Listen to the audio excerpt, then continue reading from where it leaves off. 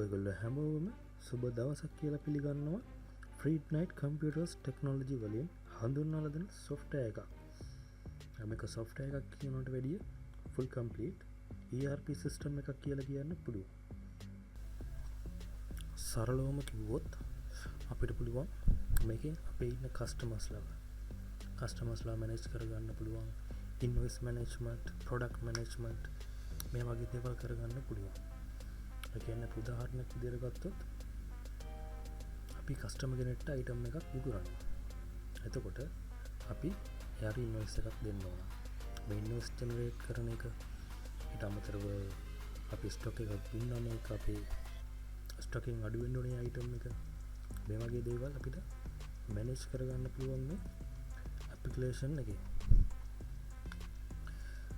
වැඩි කතා නොකර අපි ඇප් එකට ලොග් වෙලා බලමු. මේගොල්ලෝ දකින්නේ ලොගින් පේජ් එක. ඒක ඇත්තටම ඩාර්ක් මෝඩ් එකක් තියෙන්නේ. ඇප් එකට ලොග් වුණාම ඔයගොල්ලෝ දකි ලයිට් මෝඩ් එකක්. ඒ කියන්නේ අපි හිතමු කම්පැනි එකට තියෙනවා කලර් ටීම් එකක්. ඔයාලට පුළුවන් මේ ඇප්ලිකේෂන් එක ඒ කලර් ටීම් එකට අනුව කන්ෆිගර් කරගන්න. අපි ලොග් වෙලා බලමු. මං කලින් ඇඩ්මින් පාස්වර්ඩ් එක සේව් කරලා තියෙන හින්දා මම ඒකෙන් ලොග් වෙනවා.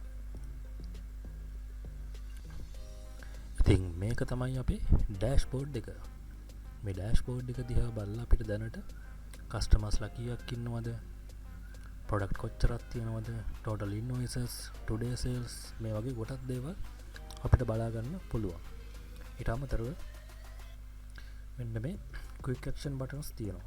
එකෙන් ඔයාලට අලුත් invoice create කරන්න, customers add කරන්න, අලුත් product add කරනවා නම් ඒව ටික, එහෙම නැත්නම් මොන හරි දෙයක් සම්බන්ධ report එකක් ඕන නම් මේ report generate කරන ඒවා, මේ වගේ facilities මේකේ තියෙනවා.